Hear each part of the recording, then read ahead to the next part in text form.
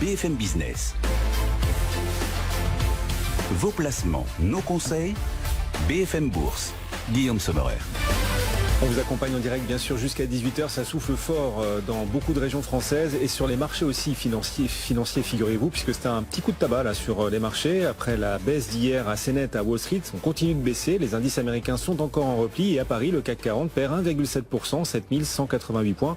Alors rien de grave, on préserve quand même les 7000 points largement, on reste en progression de plus de 12% depuis le début de l'année malgré la baisse du jour sur le CAC, mais quand même c'est un signal et on voit d'ailleurs depuis hier les taux obligataires se détendre en même temps que les actions baissent. Tiens, une forme de retour aussi au flight to quality. Et puis les taux obligataires qui se détendent aussi aujourd'hui grâce à un rapport sur l'emploi un peu plus encourageant qu'espéré sur le front des salaires américains notamment. Il a été publié tout à l'heure ce rapport sur l'emploi et on voit la dynamique de hausse des salaires ralentir un petit peu, ce qui encourage les taux obligataires à baisser. Dorian Abadi nous accompagne. Bonjour Dorian. On est ravi de vous accueillir pour Meilleur Taux Placement. Dorian, à vos yeux, est-ce qu'on est sur un signal un peu nouveau là dans cette année 2023 qui voyait les marchés progresser en ligne droite? Le CAC là, perd 1,7% à l'image des autres marchés européens. Effectivement, c'est l'une des véritables premières baisses du CAC 40 sur le trimestre.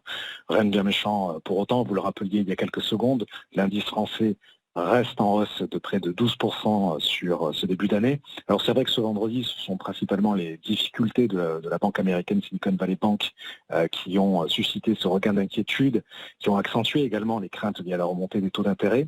En ce qui nous concerne, en tout cas au niveau de meilleurs taux placement, on surveille sur le CAC 40 principalement le niveau des 7170 points, qui est un support technique très important, qui a d'ailleurs été testé il y a quelques minutes cet après-midi, et que l'on pourrait à nouveau retrouver d'ici 17h30, d'ici le fixing, puisqu'il nous reste 1 heure de cotation globalement.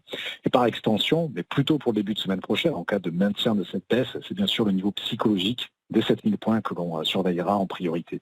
Voilà, en parallèle, en cas de rebond, on surveille surtout les 7260 et les 7320 points par extension.